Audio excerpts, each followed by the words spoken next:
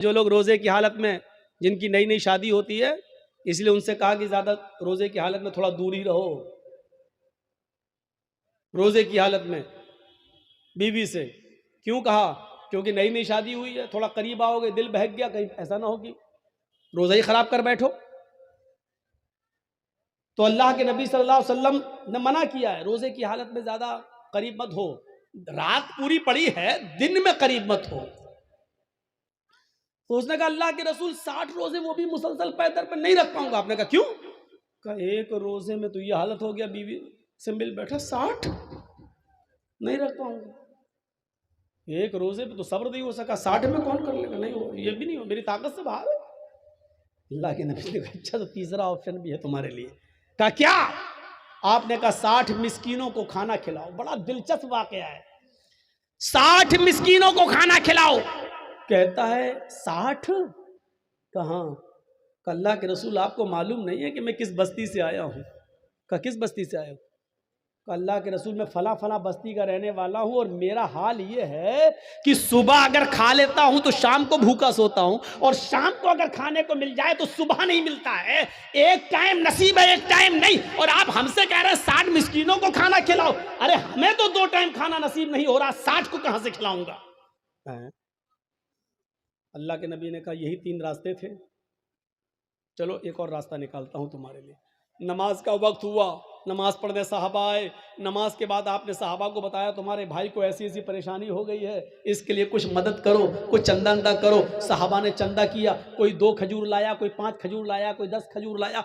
10 kilo का एक टोकरा भर गया खजूरों का, इतना बड़ा टोकरा।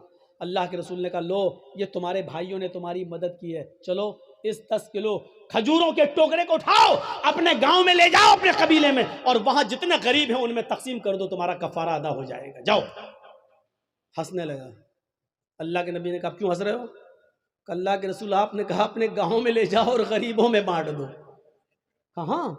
कहा अल्लाह की कसम मुझसे ज्यादा गरीब मेरे पूरे गांव में कोई है ही नहीं। क्या बोला? अल्लाह की कसम, अल्लाह से, अल्लाह की कसम, पूरे गांव में मुझसे ज्यादा गरीब मेरे पूरे गांव में कोई नहीं है। ये सुनकर अल्लाह के नबी भी हंस दिए, साहबा भी हंस पड़े। अल्लाह के नबी ने कहा अच्छा जाओ तुम ही खा लो और अपने बच्चों को खिला दो, जाओ कफारा अदा हो जाएगा। गुनाह भी कर बैठा, वो जिसको कहते हैं हम बिस्तरी, बीवी से हम बिस्तरी भी कर बैठा, बड़ा गुनाह कर बैठा। गुलाम आजाद करने की भी ताकत नहीं रही, 60 रोजे भी नहीं रख सकता, मिस्कीनों को खाना भी नहीं खिला सकता। अब लोगों से चंदा भी हुआ तो चंदे को भी बांटना नहीं चाह रहा।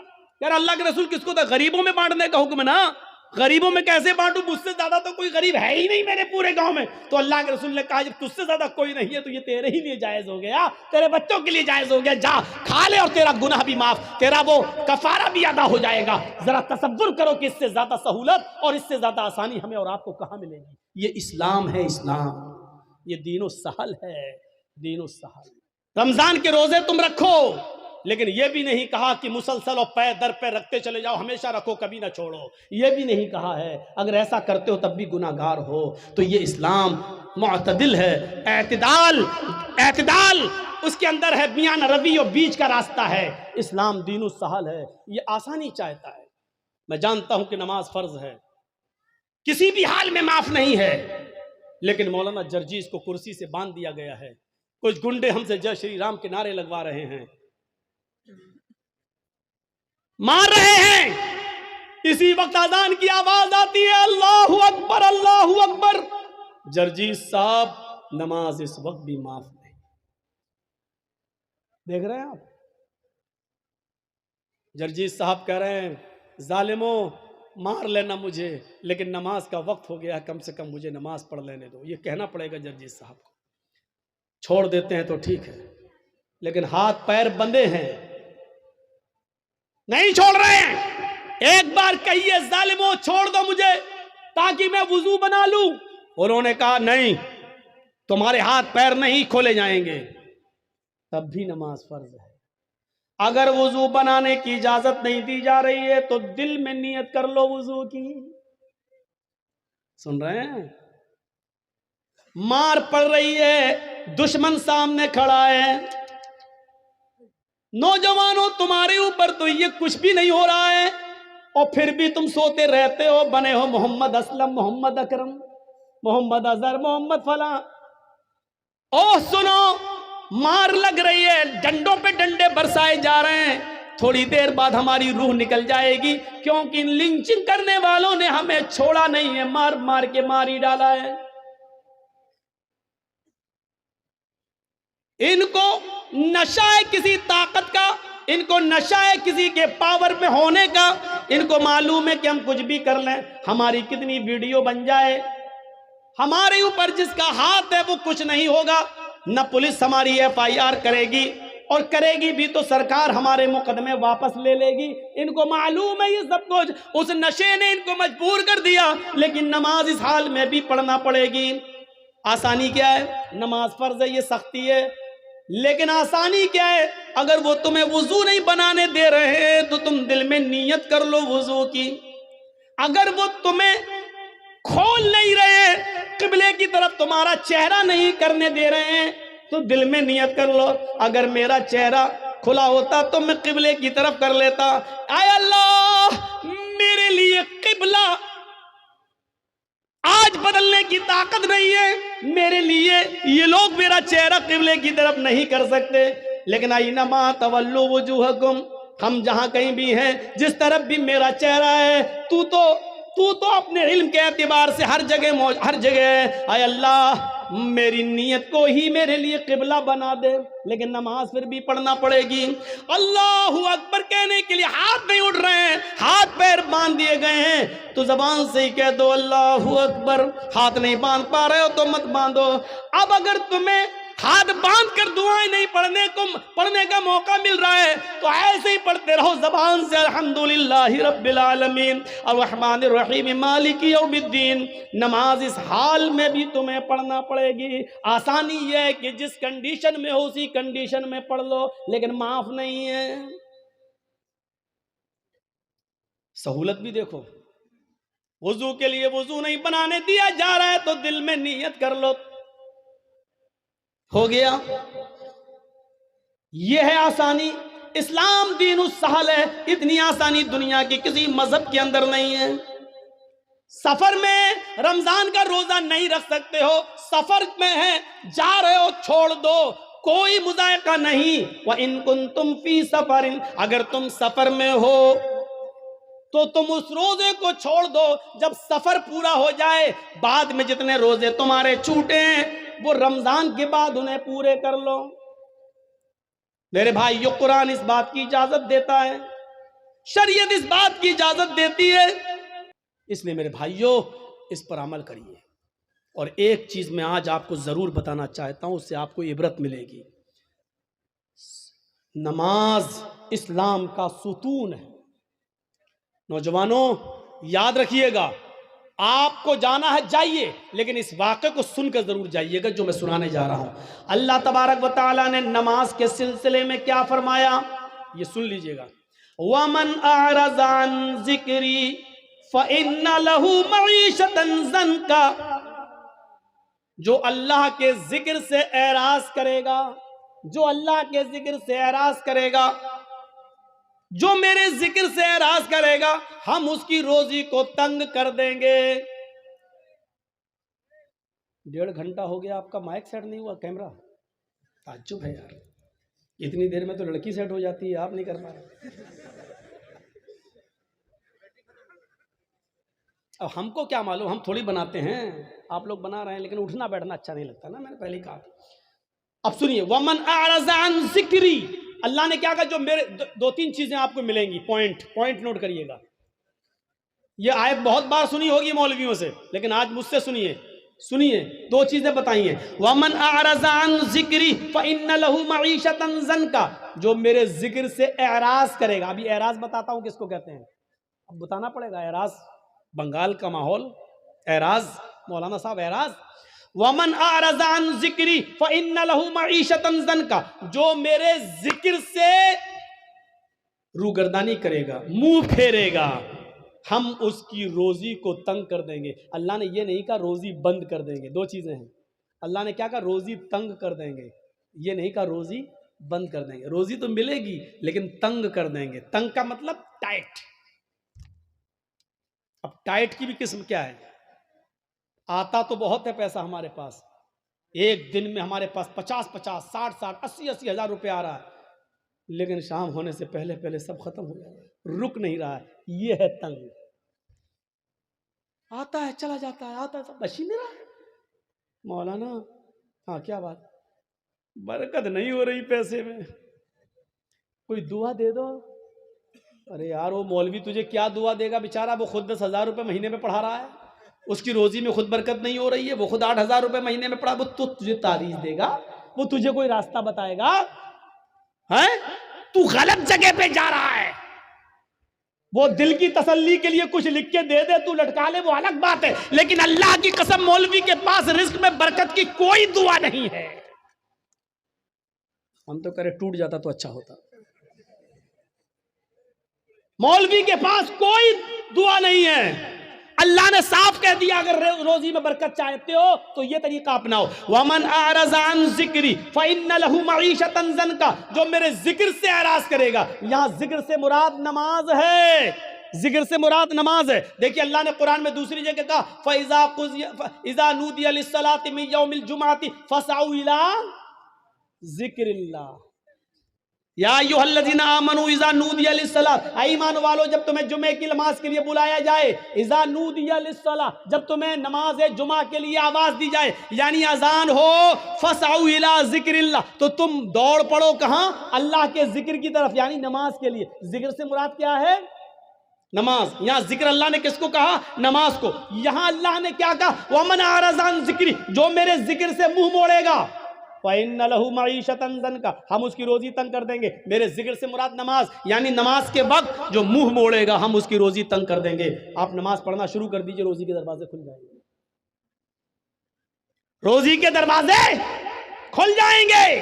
अब एराज किसे कहते हैं वो भी सुन लीजिए, मुंह मोड़ना किसे कहते हैं? मिसाल दूं,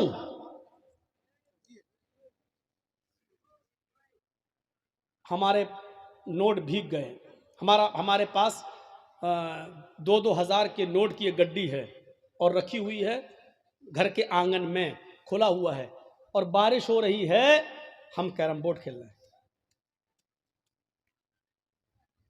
लोगों ने कहा रे बारिश हो गई है, वो देखो वो देखो वो देखो, नोट भीग रहे हैं। इसको कहा जाएगा नोटों से एराज करना। नहीं समझे? एक और मिसाल समझाता हूं। बच्चा रो रहा है, भूखा है, बच्चा रो रहा है, भूखा है, उसको मां के दूध की जरूरत है, और उस बच्चे की मां टीवी का सीरियल देख रही है। कौन? वो क्या, सास भी कभी बहू थी, टीवी का सीरियल देख रही है, बच्चा रो रहा है और माँ टीवी के सीरियल में लगी हुई है। नहीं नहीं, बच्चे को उठाऊंगा, दूध पिलाऊंगी तो ये समझ नहीं पाऊंगी, ये बच्चा रो रहा है, माँ देखने में लगी है।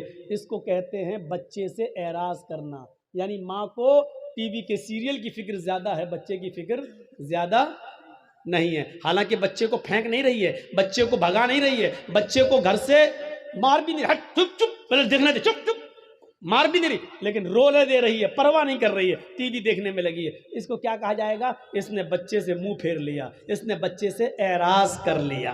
समझ गए ना? मसलन घर में आग लग गई है, हम क्रिकेट खेल रहे हैं, किसी ने बताया तुम्हारे घर में आग लग गई है, फौरन क्रिकेट छोड़ के हमें घर जाना चाहिए, जितना बच गया उसको बचाना चाहिए, जितना जल गया उसके बनाने की फिक्र होनी चाहिए कि नहीं हम इसको बनाएं। उसकी फिक्र नहीं कर रहा है, जो कुछ बच सकता है पानी वानी डाल के उसको बचाना चाहिए, लेकिन नहीं बचा रहा है, क्रिकेट खेलने में लगा है। इसका मतलब क्या है? उसने अपने घर से एराज कर लिया। अब समझ गए होंगे आप कि नमाज से एराज का मतलब क्या है।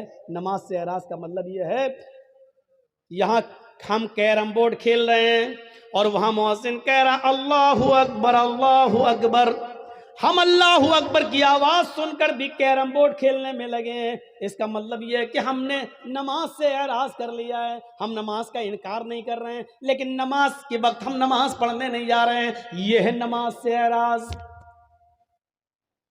यहां मैच हो रहा है, इंडिया पाकिस्तान का मैच आ रहा है, यहां अजान की आवाज आती है, हय्या अलस्सला, आओ नमाज के लिए। हम सोच रहे हैं यार 5 ओवर बाकी रह गया है, हम ये देख लें। अगर ये नहीं देखेंगे, अगर नमाज पढ़ने जाते हैं तो मैच का लुत्फ नहीं ले पाएंगे।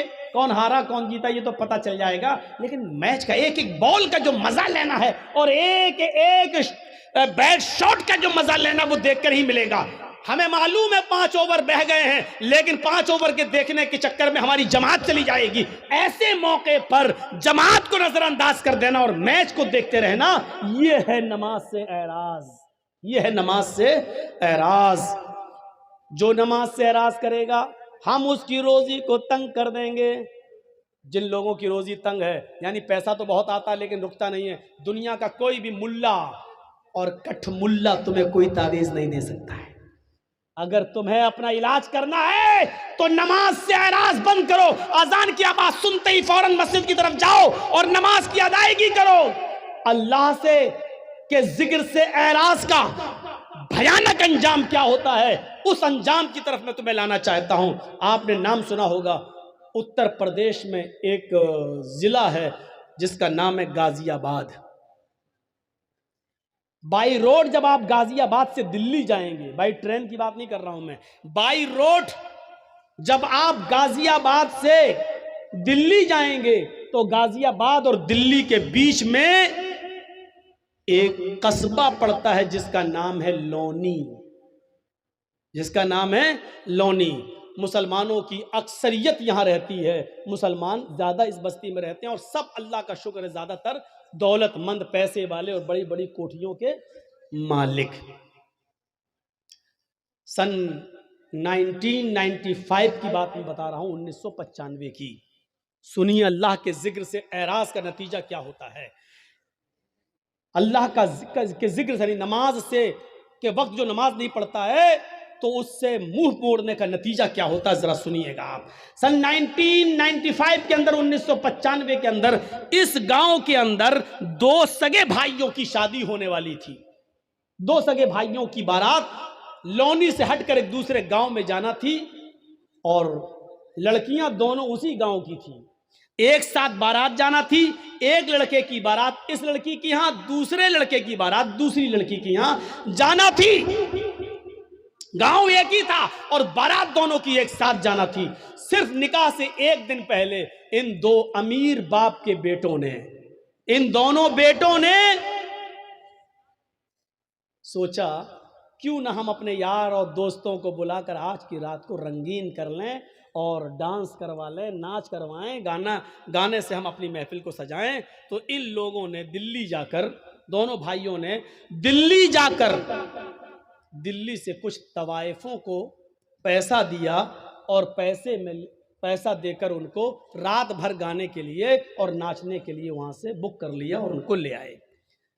इन दोनों भाइयों की गाड़ी आगे आगे चल रही है और तवाइफों की गाड़ी पीछे पीछे चल रही है। लोनी आ जाती है, इशा की नमाज हो चुकी है, महफिल सज गई है, यार दोस्त भी आ गए हैं, पूरे घर के अंदर दोस्त भरे पड़े हैं। दिल्ली से जो तवाइफें आई थी उन्होंने अपना कार्यक्रम शुरू कर दिया। कार्यक्रम शुरू हो गया, नाच शुरू हो गया, गाना शुरू हो गया। तवाइफों ने अपने ठुमके दिखाना शुरू कर दिया, अपनी कमर मटकाना शुरू कर दी। गाने में एक से एक बेशरम और बेहया गाने गाने लगे। ये दोनों भाई और उनके यार दोस्त मजे ले लेकर उस रात का मजा ले रहे हैं, उन तवाइफों के छलकते हुए जिस्म और उनकी कमर के मटकने का और ठुमकों का आनंद ले रहे हैं। रात कब गुजर गई पता नहीं चला, रात कब गुजर गई पता नहीं चला। सुबह फजर की आजान की आवाज आने लगती है, अल्लाहु अकबर अल्लाहु अकबर अल्लाहु अकबर अल्लाहु अकबर। इन दोनों भाइयों के मकान से कोई 200-300 मीटर की दूरी पर मस्जिद है और उस मस्जिद से एक मुअज्जिन आजान दे रहा है, उसकी आजान की आवाज इस घर में भी आ रही है जहां नाचो गाना हो रहा है। उन तवाइफों ने जब आजान की आवाज सुनी तो अपने पायलों की छनकार रोक दी, अपने कमर का ठुमका छोड़ दिया। वो थोड़ी देर के लिए आजान को सुनती हैं और खामोश हो जाती हैं। इन दोनों भाइयों ने देखा कि इन तवाइफों ने नाचना छोड़ दिया, इन्होंने गाना छोड़ दिया, ये सीधी खड़ी हो गई हैं। इन तवाइफों के खड़े हो जाने से और खामोश हो जाने से उन दोनों भाइयों को बहुत गुस्सा आया। दोनों भाइयों ने उन तवाइफों से कहा, क्या हुआ, रुक कैसे गई हो? ये ठुमके दिखाना, नाचना और गाना तुमने बंद कैसे कर दिया? उन तवाइफों ने कहा, साहब ये अजान की आवाज आ रही है, अजान की आवाज आ रही है, अजान के एहतराम की वजह से मैं रुक गई हूं। उन भाइयों ने कहा, क्यों रुकी हो, नहीं नाच गाना शुरू करो। इन तवाइफों ने कहा, देखिए साहब, हम भले ही गुनाहगार हैं, हम भले ही मजबूरी में अपने जिस्म की नुमाइश करते हैं और नाचते हैं और गाते हैं, लेकिन इसका यह मतलब नहीं है कि आजान की आवाज का भी हम एहतराम न करें। इतना तो हम मानते हैं, इतना तो डर हमें भी है। साहब थोड़ी देर की तो बात है, आजान हो जाने दीजिए, उसके बाद हम नाचना और गाना शुरू कर देंगे। इन दोनों भाइयों ने जो जवाब दिया वो सुनिए। इन दोनों भाइयों ने जो जवाब दिया वो जवाब ये था, अजान तो दिन भर में 5 मर्तबा होती है, वो तो होती है, वो तो फिर हो जाएगी, लेकिन तुम तो बार बार नहीं आती हो, तुम तो आज आई हो, कल थोड़ी आओगी। मुअज्जिन अपना काम कर रहा, उसको करने दो, तुम अपना काम शुरू करो, चलो नाचो। और इन तवाइफों ने ये सोच कर कि मेरे पूरी रात की मजदूरी कहीं ये न मार ले, पैसा न दे, इसलिए उन्होंने अपने कमर को फिर मटकाना शुरू कर दिया, फिर ठुमके लगाना शुरू कर दिया और नाचना फिर शुरू कर दिया। और ये नाच गाना सुबह 7 बजे तक चला। दिन में 2 बजे बारात जाना थी, शाम को 7 बजे निकाह होना था, 9 बजे वहां से इन दोनों औरतों की, दोनों बीवियों की रुखसती होकर इन दोनों भाइयों के घर आना थी। कार्ड सबको बढ़ चुके थे, सुबह 7 बज चुके हैं। इन तवाइफों ने कहा, देखो मैं अकेले नहीं जाऊंगी, तुम लोग मुझे लेकर आए हो, मुझे दिल्ली पहुंचाओ भी, क्योंकि रास्ते में हम तवाइफों को लूटने वाले लोग बहुत मिलते हैं, हमारे जिस्मों के साथ गलत सलूक करते हैं, इसलिए तुम लोग हमें छोड़ के भी आओ। उन दोनों भाइयों ने कहा, चलो हम लेकर आए थे तो छोड़ने जाने में क्या अर्ज है। इन दोनों भाइयों ने अपनी गाड़ी उठाई, तवाइफों की गाड़ी भी चलने लगी। अब तवाइफों की गाड़ी आगे आगे चल रही है और इन दोनों भाइयों की गाड़ी पीछे पीछे चल रही है, ताकि इन तवाइफों को आगे से अगर पीछे कर दें तो हम तो आगे निकल जाएं और पीछे से इनका अपहरण हो जाए, है नहीं। तो इन तवाइफों से कहा, तुम आगे आगे चलो। तवाइफों की गाड़ी आगे आगे चल रही है और इन दोनों भाइयों की गाड़ी पीछे पीछे चल रही है। सर्दियों के दिन है, कोहरा बहुत पड़ रहा है, सामने से ट्रक आ रहा है, सामने से ट्रक आने की वजह से तवाइफों के ड्राइवर ने थोड़ा सा क्रॉस किया और गाड़ी को निकाल लिया, लेकिन इन दोनों भाइयों के ड्राइवर ने शराब पी रखी थी, रात भर शराब का जाम पीता रहा और नाचो गाना देखता रहा, ये सही से क्रॉस नहीं कर पाया और आने वाले ट्रक ने इतनी जोर से धक्का मारा इन दोनों भाइयों की गाड़ी में कि गाड़ी जंपिंग करते हुए 25-30 फीट दूर जाके गिरती है और बिल्कुल ध्वस्त हो जाती है, बिल्कुल खत्म हो जाती है। जब इन दोनों भाइयों की लाशों को निकाला गया तो अल्लाह की कसम पहचान में नहीं आ रहा था कि बड़े भाई की लाश कौन सी है और छोटे भाई की लाश कौन सी है। ड्राइवर भी मरा और इन दोनों भाइयों की लाशें वहीं पर बिखर गईं। कपड़ों से कुछ आज़ा की पहचान होती है, पोस्टमार्टम के बाद इनकी लाश घर आती है। बाप के ऊपर जवान बच्चों की मौत कितना बड़ा हादसा होती है, ये तो वही जानते हैं कि जिनके जवान बच्चे जिनसे छीन लिए जाएं। हम और आप उसका अंदाजा नहीं कर सकते हैं। मेरे भाइयों, अब लाश कहीं बदबू ना देने लगे, इसलिए हुक्म होता है कि ईशा की नमाज के बाद इनको दफनाया जाएगा, इनकी मिट्टी होगी, लाश कहीं बदबू ना देने लगे। सोचिए जरा, थोड़ी देर के अंदर कितना मंजर बदल गया है। अभी थोड़ी देर के बाद आज ही के दिन इनको नहला धुलाकर नए कपड़े पहनाकर, मेरे भाइयों, इनको बारात लेकर लड़कियों के गांव में जाना था, लेकिन अब थोड़ी देर के बाद नहला धुला कर इनको लड़कियों के गांव में नहीं बल्कि कब्रिस्तान ले जाया जाएगा।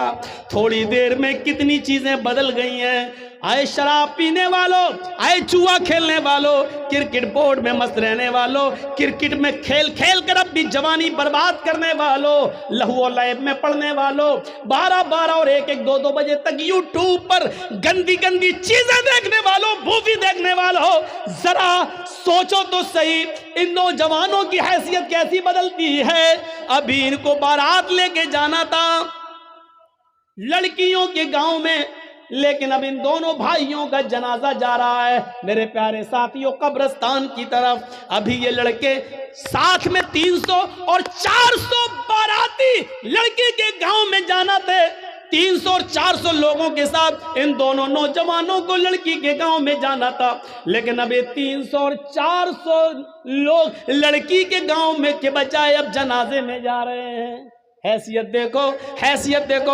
अभी इन दोनों लड़कों को ससुराल से आए हुए कपड़े पहनना थे, नए कपड़े पहनकर बारात में जाना था, लेकिन अब इन दोनों लड़कों के जिस्मों पर ससुराल से कपड़े नहीं बल्कि सफेद रंग का कफन पहनाकर इनको कब्रिस्तान की तरफ ले जाया जा रहा है। मेरे भाइयों, हैसियत बदल गई। ये नमाज के वक्त इन लोगों ने तवाइफों के नाच को मुंह चला चला के कहा नाचो नाचो। मौज़िन तो 5 टाइम अजान देता है, तुम तो रोज रोज थोड़ी आती हो। अब सुनो, अजान के टाइम पर क्रिकेट खेलने वालों, तुम भी अपने अमल से ये जाहिर कर रहे हो अजान तो 5 बार होती है, क्रिकेट रोज रोज थोड़ी होता है। आए कैरम बोर्ड खेलने वालों और मैच देखने वालों, तुम भी अपने अमल से ये साबित कर रहे हो कि अजान तो 5 बार होती है, मैच बार बार थोड़ी होता है, आज देख लेता हूं फिर थोड़ी मिलेगा। तुम भी अपने अमल से यही साबित कर रहे हो। याद रखना, जो इन नौजवानों का हाल हुआ है, कल वो हमारे साथ भी हादसा हो सकता है, हादसा किसी के साथ भी हो सकता है। वमना रज़ान ज़िक्री फ़इन्न लहू मईशतन ज़नका, जो मेरे जिक्र से एराज़ करेगा हम उसकी रोजी को तंग कर देंगे। हम उससे रोजी को तंग, ये नहीं कहा बंद कर देंगे, हम उसकी रोजी को तंग कर देंगे। ये हमारे पास जो आज रोजी तंग हो चुकी है मेरे प्यारे साथियों, उसकी वजह यह है कि आज हम नमाज से दूर हो चुके हैं। ये इस्लाम की बुनियाद है, इसको पकड़े रहो। फिर सुनो, या अय्युहल्लज़ीना आमनू उदखुलू फिस्सिल्मि काफ़ा, ईमान वालों तुम इस्लाम के अंदर पूरे के पूरे दाखिल हो जाओ। हमें इस्लाम के अंदर पूरा का पूरा दाखिल होना है, आधा अधूरा नहीं, पूरा का पूरा दाखिल होने का मतलब समझते हैं? मैंने कहीं मिसाल दी थी, आपको भी दे दूं। पूरा का पूरा इस्लाम, ये एक खंबा है, ये जो लगा है जिस पर लाइट लगी है, ये खंबा है। मान लो ये बिजली का पोल है, बिजली का पोल है, और इसके बगल में आम का एक दरख्त है, आम का दरख्त। आप क्या कहेंगे? ये आम का दरख्त है, ये बिजली का खंबा है, बिजली का पोल है। आंधी आई या तेज हवा चली, जैसे अभी थोड़ी सी बारिश हो गई, तेज हवा चली और आम के पेड़ से चंद पत्ते, 10, 15, 20 पत्ते टूटकर बिजली के पोल पे चिपक गए। तो इन 10, 15 पत्ते जो चिपक गए, तो इन पत्तों को देखकर क्या कोई इस बिजली के पोल को आम का पेड़ कहेगा? हमसे कोई पूछे साहब ये क्या है, मैं आम का पेड़ है, तो क्या कहेगा आदमी? मौलाना जर्जीस पागल हो गए, उनको पागल खाने में भर्ती करो। अरे ये आम का पेड़ नहीं है, ये बिजली का पोल है। नहीं साहब, इस पे तो आम के पत्ते लगे हुए हैं। अरे 10-15 पत्ते वो वहां से गिरे, इस पे चिपक गए, तो 10-15-20 पत्तों के चिपकने की वजह से एक बिजली का पोल आम का दरख्त नहीं हो सकता है। सही बात है ना? तो 2-4 नमाजें पढ़ लेने से और 2-4 रोजा रख लेने से हम और आप मुसलमान कैसे हो सकते हैं? ये सही नहीं है मौलाना साहब। क्यों? मिसाल तो आप ही की है, आप ही ने कहा सही है। ये बिजली का पोल आम का पेड़ क्यों नहीं है? इसका जवाब यह है, इसलिए नहीं है कि आम का पेड़ उस वक्त कहलाएगा जब वो उसकी जड़ भी आम की हो, उसका तना भी आम का हो, उसमें शाखें भी आम की हो, उसमें पत्ते भी आम के हो और उसमें फल भी आम का लगता हो, तब उसको कहा जाता है आम का पेड़। तो सुन लो मुसलमान, आपको तब कहा जाएगा जब आपकी जड़ इस्लामी हो। आपका उठना, आपका बैठना, आपका लेटना, आपका सोना, आपका जागना, आपका खाना, आपका पीना, आपकी इबादत, आपकी नमाज, आपके रोजे, आपके हज, आपकी ज़कातें, ये सब जब तक अपने जड़ से इस्लामी नहीं होंगी तब तक हमें और आपको भी मुसलमान नहीं खा जाएगा। जिस तरह चंद पत्तों के चिपक जाने की वजह से बिजली का पोल आम का पेड़ नहीं हो सकता, उसी तरीके से चंद इबादतें कर लेने की वजह से हम और आप पक्के मुसलमान नहीं। कुरान ने क्या कहा? मुसलमान मत बनो, या अय्युहल्लज़ीना आमनु उदखुलू फिस्सिल्मि काफ़ा, पूरे के पूरे इस्लाम के अंदर दाखिल हो जाओ। कैसे? एक गिलास उठाइए, मिसाल देता हूं। ये गिलास है, इसमें हम एक पत्थर है डाल देते हैं, ये लीजिए। अब आए नहीं रहा, मोबाइल ही छोटा बड़ा। चलिए मान लीजिए हमने एक पत्थर उठाया, इस पे पानी भरा हुआ है और एक पत्थर हमने इसके अंदर डाल दिया। दिख रहा है गिलास के अंदर पत्थर पड़ा है। 2 दिन के बाद आए, देख रहे हैं पर भी पत्थर पड़ा हुआ है। 2 दिन के बाद हमने निकाला और फेंक दिया। हमारा इस्लाम से ऐसा ताल्लुक नहीं होना चाहिए कि जब चाहें हम इस्लाम के अंदर दाखिल हो जाएं और जब चाहें हमको इस्लाम से निकाल दिया जाए। ऐसा नहीं होना चाहिए। ये पानी का एक गिलास है। जलेबी तो खाते ही होंगे, जलेबी में रंग पड़ता है ना, कलर, गुलाब जामुन वगैरह में, बूंदी वगैरह में, आप जो खाने वाला रंग है 2 रुपए का रंग ले आइए और इस पानी में डाल दीजिए और पानी रख दीजिए। अगर लाल रंग डाला है तो पानी कैसा हो जाएगा? लाल। ग्रीन कलर डाला है तो पानी कैसा हो जाएगा? ग्रीन। येलो कलर डाला है तो पानी कैसा हो जाएगा? येलो, पीला। अब क्या आपके बाप भी रंग को पानी से अलग नहीं कर पाएंगे? करके दिखाओ। क्यों? पानी में जब रंग पड़ गया तो पानी ने फौरन रंग को अपने अंदर जज्ब कर लिया और रंग ने भी पानी को अपने रंग में ढाल लिया। दोनों तरफ से बात हुई ना। पानी में रंग डाला गया, पानी ने फौरन रंग को अपने अंदर जज्ब कर लिया, लेकिन रंग ने भी पानी को अपने रंग में ढाल लिया। अब आप रंग को अलग करना चाहो पानी से तो रंग पानी से अलग नहीं हो सकता, और पानी को अलग करना चाहो रंग से तो पानी भी अलग नहीं हो सकता। फेंक दोगे बेकार हो सकता है लेकिन अलग नहीं हो सकता है। ये ताल्लुक होना चाहिए हमारा इस्लाम के साथ, यानी इस्लाम हमारे अंदर ऐसा घुसा हुआ हो, ऐसा जज्ब हो जाए कि इस्लाम हमारे अंदर ऐसा जज्ब हो कि हम इस्लाम के मिजाज में ढल जाएं और इस्लाम हमें अपने अंदर जज्ब कर ले। फिर हमसे इस्लाम को निकाला जाए तो ना निकले, और इस्लाम को हमसे दूर किया जाए तो ना हो। जैसे सुमैया से इस्लाम दूर करवाया जा रहा है, लेकिन जान दे दी, लेकिन सुमैया से इस्लाम नहीं छुड़ा। हजरत बिलाल से इस्लाम छुड़ाया जा रहा है, लेकिन बिलाल ने कहा जान दे देंगे लेकिन इस्लाम नहीं छोड़ेंगे। मेरे प्यारे साथियों, इस्लाम के साथ हमारा ताल्लुक रंग और पानी की तरह होना चाहिए कि हमसे इस्लाम दूर किया जाए तो ना हो, और इस्लाम से हमको दूर किया जाए तो हमको दूर ना किया जा सके। यह ताल्लुक होना चाहिए हमारा इस्लाम के साथ। मेरे प्यारे भाइयों, ये इस्लाम के ताल्लुक से मैंने चंद बातें आपके सामने रखी हैं। इस्लाम ये मज़हब है, इस मज़हब को पहचानो। 2 घंटे की तकरीर में और कितनी बातें आपके सामने कही जा सकती हैं। मेरे भाइयों सोचो, गौर करना चाहिए हमें और आपको। फिर कभी आप बुलाएंगे तो फिर दूसरे टॉपिक पे उछालेंगे। आज हमने सिर्फ इसलिए इस्लाम के ताल्लुक से बातें बताई हैं कि इस्लाम हमारा मजहब है, इसलिए हमें इससे जुड़ना चाहिए और इस्लाम अपने अंदर ऐसा जज्ब कर लेना चाहिए कि इस्लाम हम में घुल जाए, हमारा उठना, हमारा बैठना। एक बात और सुन लीजिए, अब इस्लाम लाने के बाद, इस्लाम लाने से पहले जो गलती किए थे आप, वो काबिले माफ हैं, वो काबिले अफू दरगुजर हैं, लेकिन इस्लाम लाने के बाद अब आप सोच समझ कर कदम कीजिए, कदम उठाइए, क्योंकि इस्लाम लाने के से पहले जितने गुनाह होते इस्लाम लाने के बाद माफ हो जाते हैं, लेकिन इस्लाम लाने के बाद सोच समझ के कदम उठाया जाता है। आपने स्कूल में पढ़ने वाले बच्चे को देखा है?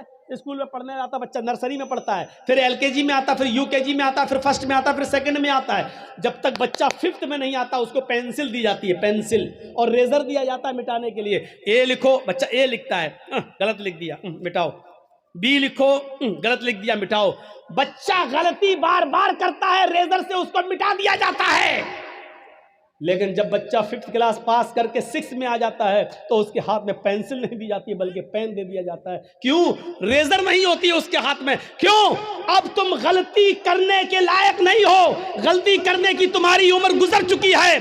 जब तुम छोटे थे गलती करते थे, रेजर से मिटा दी जाती थी। अब जो कुछ भी लिख रहे हो सोच समझ के लिखना, क्योंकि अब जो लिखोगे वो मिटेगा नहीं। मेरे भाइयों, यही ताल्लुक हमारा और इस्लाम के साथ है। इस्लाम लाने के बाद, मुसलमान हो जाने के बाद फिर कोई भी गुनाह का काम हमसे होना नहीं चाहिए, इसलिए कि अब जो भी करोगे वो अल्लाह के फरिश्ते लिख लेंगे, वो मिटने वाला नहीं है, वो खत्म होने वाला नहीं है, और उसी लिखे हुए पर हमारा हिसाब किताब होना है, उसी लिखे हुए पर हमें जन्नत मिलना है, जहन्नम मिलना है। इसलिए जो भी कदम उठाओ सोच समझ के उठाओ। शराब का गिलास तुम्हारे हाथ में हो तो पहले सोच लो, जुआ खेलने जा रहे हो तो पहले सोच लो, और नमाज भी पढ़ने जा रहे हो तो पहले सोच लो। मेरे प्यारे साथियों, कि हम नमाज कैसे पढ़ रहे हैं, किसके तरीके पर पढ़ रहे हैं, हलाल रोजी खाई है कि नहीं है, रिज़्क़ हलाल खाया कि नहीं। अब आपको हर कदम सोच समझ के उठाना है। यही चीज तो है इस्लाम की सबसे बड़ी खुसूसियत। इस्लाम क्या है आपको बता दूं, इस्लाम मुकम्मल है। दुनिया का कोई धर्म मुकम्मल नहीं है। आइए थोड़ा सा तकाबुल कर लेते हैं, जरा दूसरे मजहबों को भी सामने रखकर इस्लाम की सच्चाई की तरफ आते हैं। दुनिया में मुकम्मल अगर कोई धर्म है, मुकम्मल समझते ना, कंप्लीट, अगर कंप्लीट कोई रिलीजियस कोई मजहब है तो क्या है? इस्लाम। दुनिया में सबसे ज्यादा मुकम्मल कंप्लीट अगर कोई मजहब है तो वो इस्लाम है। नबी अकरम से पहले कौन थे? हजरत ईसा अलैहिस्सलाम, लेकिन ईसाइयत कंप्लीट नहीं है। हजरत ईसा अलैहिस्सलाम के हालात 3 साल से ज्यादा आपको नहीं मिलेंगे। पूरी बाइबल पढ़ जाइए, 3 साल से ज्यादा ईसा अलैहिस्सलाम के हालात नहीं मिलेंगे। इब्राहिम अलैहिस्सलाम की जिंदगी के 5 साल से ज्यादा के हालात नहीं मिलेंगे। मूसा अलैहिस्सलाम की जिंदगी के 4 साल से ज्यादा हालात आपको नहीं मिलेंगे।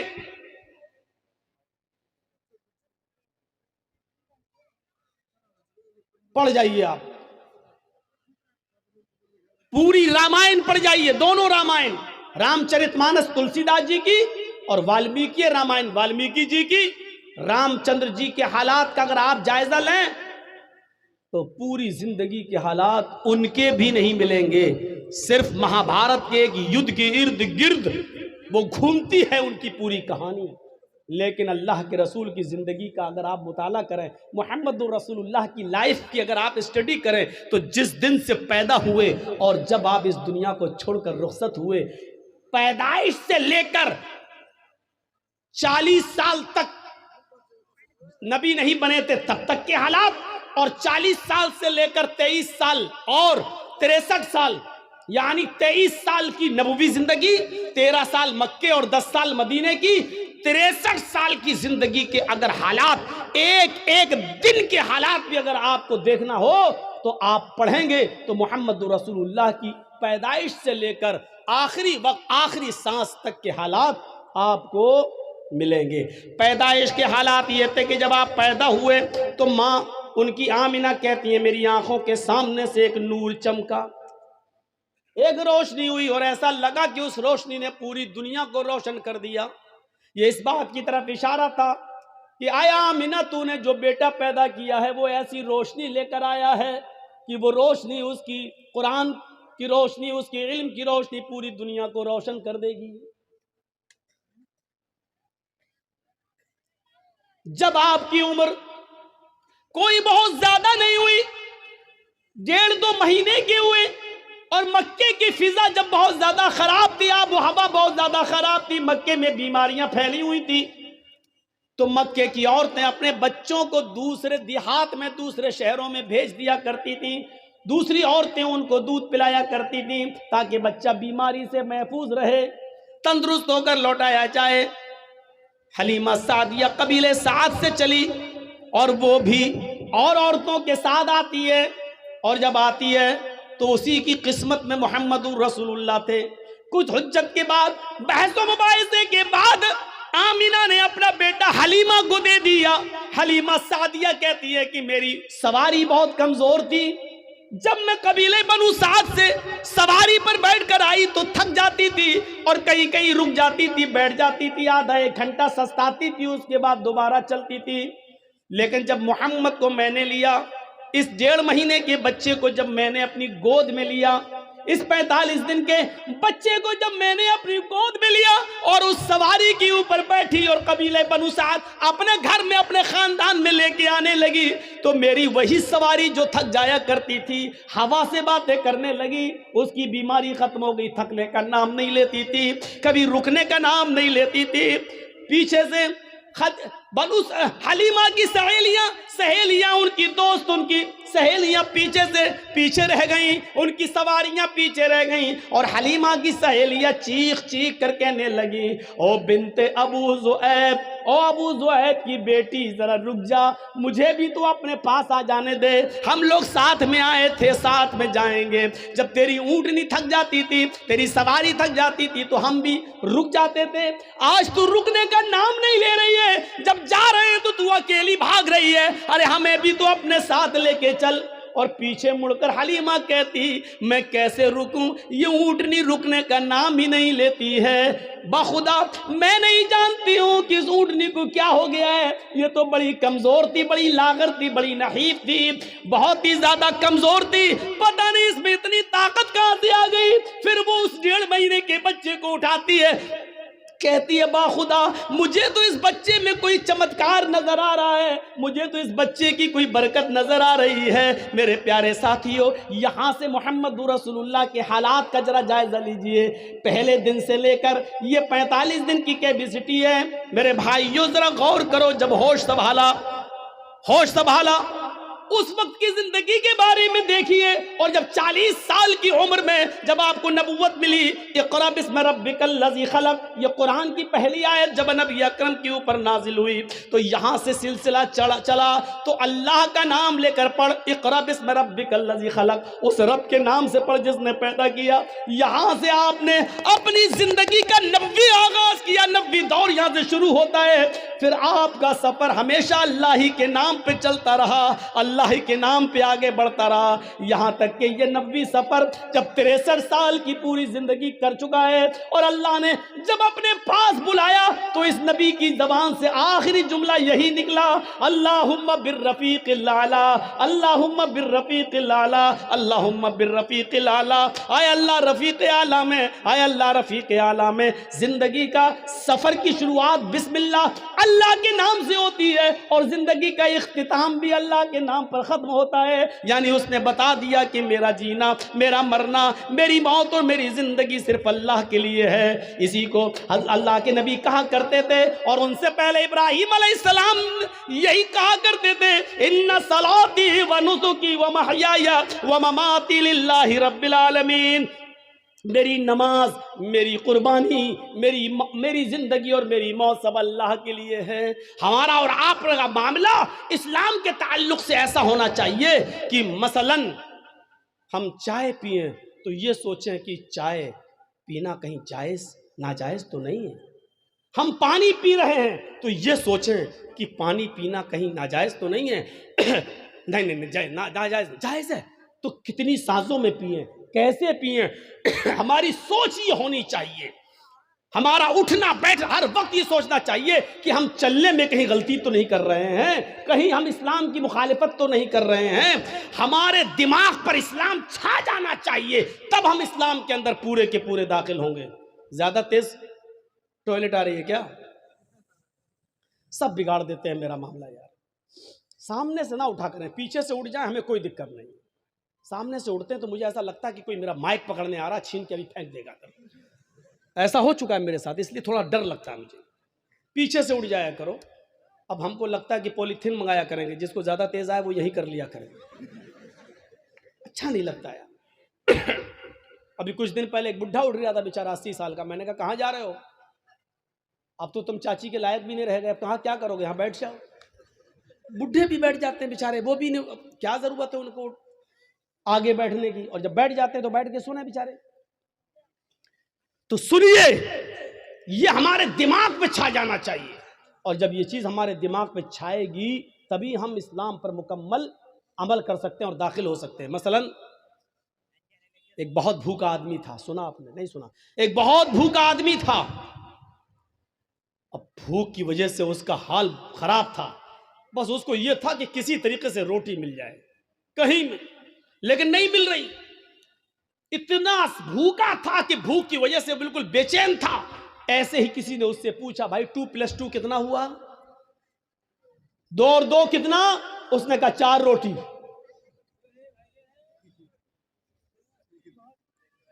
वो 4 मोबाइल भी कह सकता था, वो 4 माइक भी बोल सकता था, वो 4 गिलास भी बोल सकता था, वो 4 प्लेट भी बोल सकता था, लेकिन नहीं। और क्या जरूरत थी 4 माइक, 4 प्लेट, 4 गिलास बोलने की? उससे तो इतना पूछा गया 2 + 2 कितना, 2 और 2 कितना? उसको जवाब देना चाहिए 4, लेकिन उसने क्या कहा? 4 रोटी।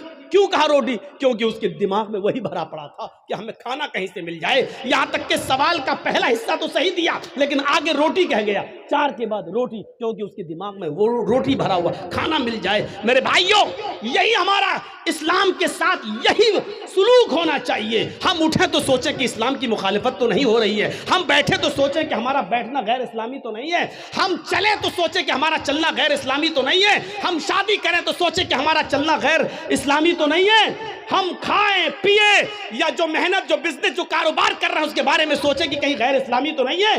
जब तक हम ऐसा नहीं करेंगे हम इस्लाम के अंदर पूरे के पूरे दाखिल नहीं हो सकते हैं। इस्लाम मुकम्मल एक मजहब है, कंप्लीट, क्योंकि इस्लाम ने कोई चीज बाकी नहीं छोड़ी है। मैंने कहा ना, इन लोगों की जिंदगी के सिर्फ 4 साल के हालात मौजूद हैं बस। ईसा अलैहिस्सलाम के 3 साल के हालात मौजूद हैं। आज चले जाइए ईसाइयों के पास और पूछिए कि शादी कैसे होनी चाहिए, ईसाई नहीं बता पाएंगे। क्यों नहीं बता पाएंगे? उनको मालूम ही नहीं है। क्यों? ईसा अलैहिस्सलाम ने शादी ही नहीं की थी। जब शादी नहीं की तो उनको शादी के हालात मालूम नहीं, शादी कैसे होना चाहिए। ये पूरी बाइबल पढ़ जाओ, शादी सिर्फ इतना लिखा है कि अपनी जिंदगी अगर पाकीज़ा गुजारना चाहते हो तो शादी कर लो, बस इतना लिखा है। अपनी जिंदगी पाकीज़ा गुजारना चाहते हो तो शादी कर लो, लेकिन शादी कैसे करो, किस उम्र में करो, लड़की बड़ी होनी चाहिए या छोटी होनी चाहिए, फिर शादी के बाद बीवी के साथ किस तरह रहो, मेहर कितना होना चाहिए, ये तमाम चीजें बाइबल बताने से खामोश है। वेद आप पढ़ें तो वेदों में भी लिखा है कि रामचंद्र जी ने भी शादी की थी, लिहाजा तुम विवाह करके अपने आप को सुरक्षित कर लो। लेकिन शादी कैसे होना चाहिए ये आपको न वेदों में मिलेगा, न रामायण में, न गीता के अंदर। कहीं पर भी आप चले जाइए पूरा न मंजर आपको नहीं मिल सकता, क्योंकि कोई धर्म कंप्लीट नहीं है। इस्लाम से पूछिए, मोहम्मद रसूलुल्लाह से सवाल कीजिए कि शादी कैसे करना चाहिए, तो अल्लाह के नबी सल्लल्लाहु अलैहि वसल्लम की शरीयत जवाब देगी। जैसे मोहम्मद रसूलुल्लाह ने 25 साल की उम्र में अपनी से 15 साल बड़ी हजरत खदीजा को अपने निकाह में लाए, ये नहीं देगा कि हमसे उम्र में बड़ी है और इसका पहला शौहर तलाक दे चुका है या इंतकाल कर चुका है, ये बेवा है, किसी की शौहर की शौहर मर गया, ये उसके बाद की हुए बची हुई बीवी है और खदीजा के 2 बच्चे भी हैं, हम शादी कर लेंगे तो उसको भी संभालना पड़ेगा। ये सब नहीं सोचा, बल्कि आपने निकाह कर लिया। खदीजा ने पैगाम भेजा था, अल्लाह के नबी सल्लल्लाहु अलैहि वसल्लम ने अपने चचा अबू तालिब से मशवरा करने के बाद एक्सेप्ट कर लिया। शरीयत जवाब देगी कि बड़ी उम्र की औरतों से निकाह करना कोई बुरा नहीं है।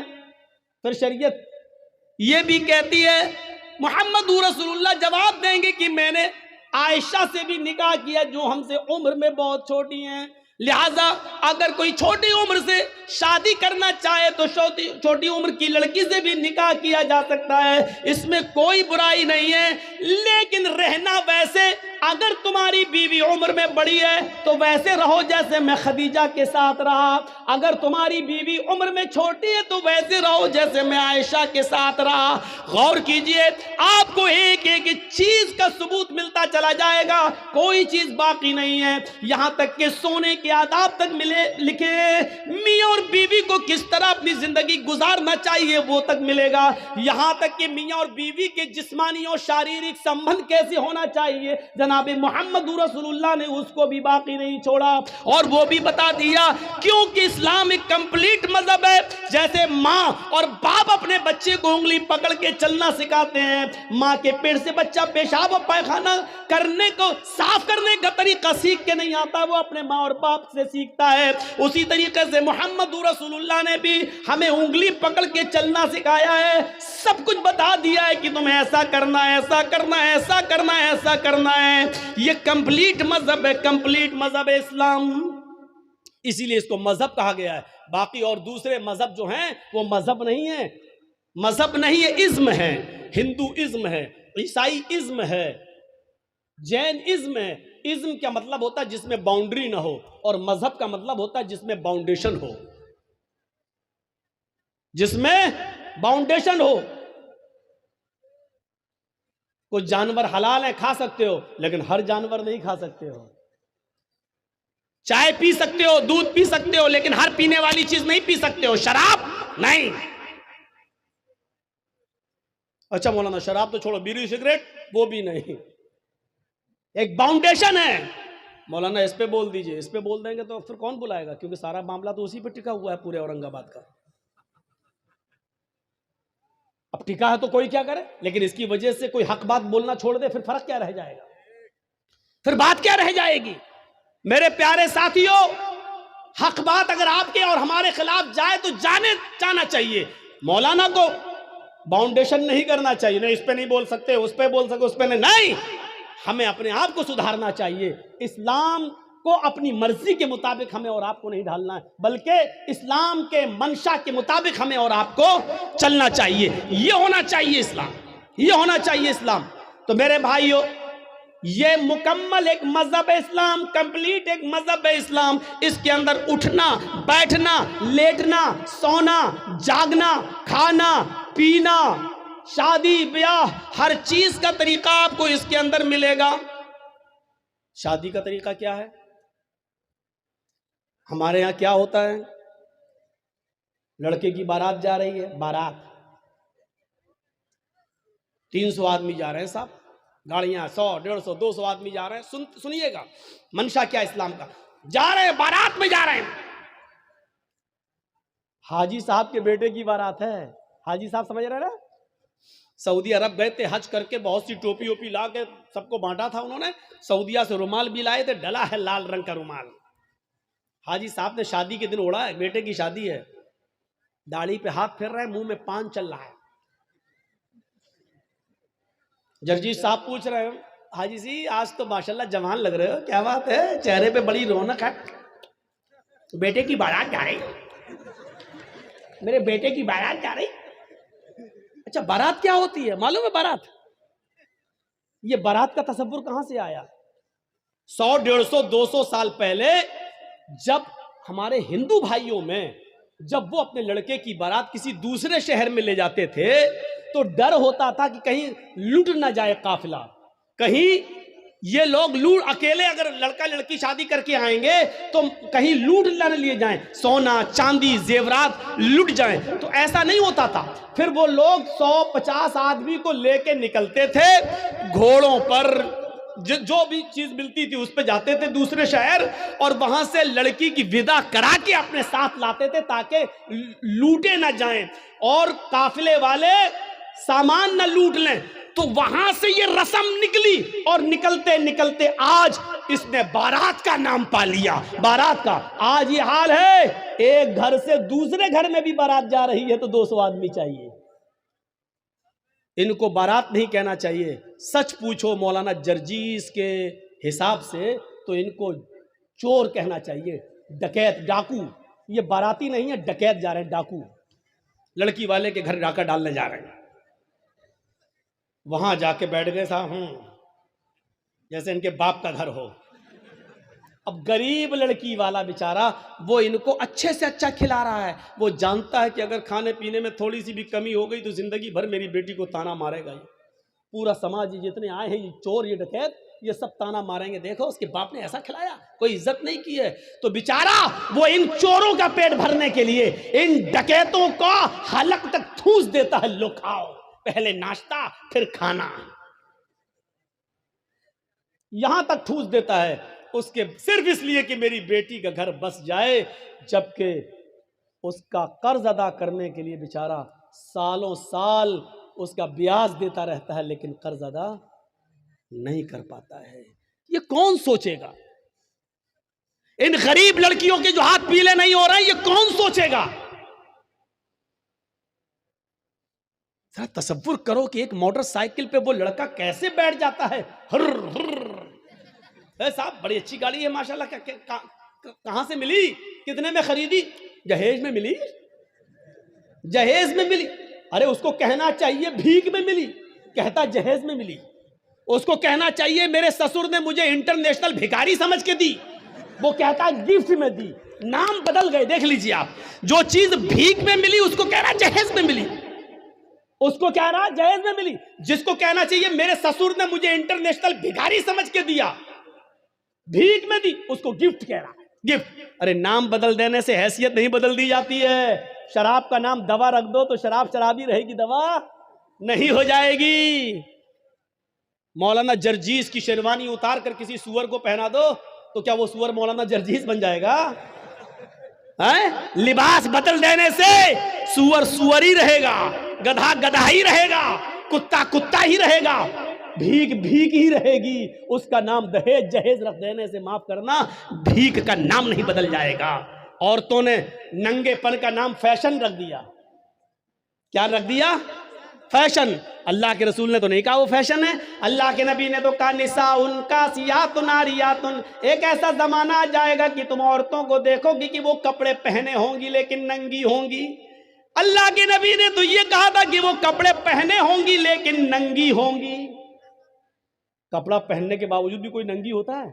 नहीं। लेकिन नबी ने कहा कपड़े तो पहनेंगी लेकिन नंगी होंगी। कपड़ा पहनेंगी लेकिन हाथ दिखेंगे, कपड़ा पहनेंगी लेकिन पेट दिखेगा, कपड़ा पहनेंगी उनके जिस्म का उतारो चढ़ाव दिखेगा। यानी वो ऐसे तंग कपड़े पहनेंगी कि जिससे अगर कोई टेलर, कोई दर्जी उनको देख ले तो नाप लेने की जरूरत ना पड़े। वो अपनी आंखों में पूरा का पूरा बसा लेके इसका सीना इतना, इतनी इसकी कमर इतनी, इसकी ब्लाउज का साइज इतना, वो सिर्फ एक नजर देखकर अंदाजा लगा ले कि इसकी साड़ी का नाप कितना, इसके ब्लाउज का नाप कितना, इसके पेट का नाप कितना, इसकी कमर का नाप कितना, इसके सीने का नाप कितना। ऐसी औरतों को बताया अल्लाह के नबी ने कि कपड़े तो पहनेंगी लेकिन नंगी होंगी। नबी ने तो उनको नंगा कहा है। अब हमारे यहाँ नाम बदल गया, ये फैशन है, ये फैशन है। लड़कियां चिपके हुए कपड़े पहनकर मार्केट जा रही हैं, उनकी रान से कपड़ा चिपका है, उनकी पिंडली से कपड़ा चिपका है। हम कह रहे हैं फैशन है ये। मेरे भाइयों, तुम्हारे नाम बदल देने से उनका नंगापन खत्म नहीं हो जाएगा। अल्लाह की कसम, तुम्हारी नजरों में फैशन है, लेकिन मोहम्मद रसूलुल्लाह की नजर में वो लड़की नंगी है, नंगी है, नंगी है, बरहना है, बरहना है, बरहना है। नाम बदल देने से हैसियत नहीं बदल जाती है। भीख का नाम दहेज रख दो, माफ कीजिएगा, भीख भीख ही रहेगी। दहेज हो जाने से या जहेज हो जाने से मेरे भाइयों उसकी हैसियत नहीं बदल जाएगी। और जहेज किसको कहते हैं? दहेज तो हिंदी लफ्ज है, उर्दू में इसको कहते हैं जहेज। अगर देखा जाए तो जहाज़ युजहिज़ु तजहीज़ उस सामान को कहते हैं जो मय्यत के साथ जाता है कब्रिस्तान तक। कहते नहीं तजहीज़ व तकफीन हो गई उसकी, अरबी में बोला जाता है, उर्दू में, कि उसकी तजहीज़, एक फला आदमी मर गया, इंतकाल हो गया है, उसकी तजहीज़, उसकी तकफीन 2 बजे होगी। इसका मतलब क्या है? तजहीज़ से बना है जहेज़। मरने वाले के साथ जो सामान जाता है, कफन अफन वगैरह, चारपाई वगैरह, इसको कहा जाता है जहेज़। आज वो जहेज़ शादी के बाद हमें मिलता है। ज़रा अंदाज़ा लगाइएगा कि कितना बुरा लफ्ज़ है जो मरने के बाद मय्यत के साथ जाता है, वो हम शादी के मौके पर लेते हैं जहेज़ के नाम पर। इतना सुनने के बावजूद भी वो पागल ही होगा जो कल शादी करे और फिर जहेज़ ले ले। ये सुनने के बाद भी। अब गौर करें आप, शादी हमारे यहां कैसी हो रही है। पहले बाराती पहुंच गए, अब चलो चोर और डकैत कह दिया, काफी है, अब बाराती कह दे रहा हूं, बार बार बुरा ना लगे। पहुंच गए, हो गया सब। लेकिन अल्लाह के रसूल के जमाने में शादी कैसी होती थी, वो सारे वाकयात आपके सामने हैं, सुने होंगे। एक औरत अल्लाह के नबी के पास आई और कहने लगी कि अल्लाह के रसूल, मैं आपसे शादी करना चाहती हूँ, इन्नी अहबुलक, मैं अपने आप को आपको हिबा कर रही हूँ। तो अल्लाह के नबी सल्लल्लाहु अलैहि वसल्लम ने क्या फरमाया? अब मुझे ज़रूरत नहीं है। वहाँ एक सहाबी बैठे हुए थे, फौरन कहने लगे अल्लाह के रसूल, अगर आपको ज़रूरत नहीं है तो मेरे साथ करवा दीजिए इसकी शादी। कोई बुरी बात नहीं कही उन्होंने, मेरे साथ करवा दीजिए। अल्लाह के नबी ने कहा तुम करोगे? कहा हाँ, मुझे ज़रूरत है बीवी की। उस औरत से पूछा कि तुम इसके साथ करोगी? उसने कहा आपके लिए आई थी, अगर आप नहीं कर सकते तो इसके साथ कर दीजिए, मुझे तो घर बसाना है। तो अल्लाह के रसूल ने उस आदमी से, उस सहाबी से पूछा क्या दोगे इसको मेहर में? ये नहीं पूछा लड़की से तेरा बाप है, तेरा भाई है, क्या देगा इस सहाबी को, ये नहीं पूछा, बल्कि क्या पूछा उस सहाबी से, क्या दोगे इसको मेहर में? कहता मेहर में क्या दोगे? कुछ नहीं है मेरे पास। बुखारी की हदीस के अल्फाज है मा इंदी शैउन, मेरे पास कुछ नहीं है, कुछ नहीं है और शादी का सपना। आय हाय हाय, इस्लाम देखिए, इस्लाम, कुछ नहीं है और शादी का सपना, कुछ नहीं है और शादी करना चाहता है।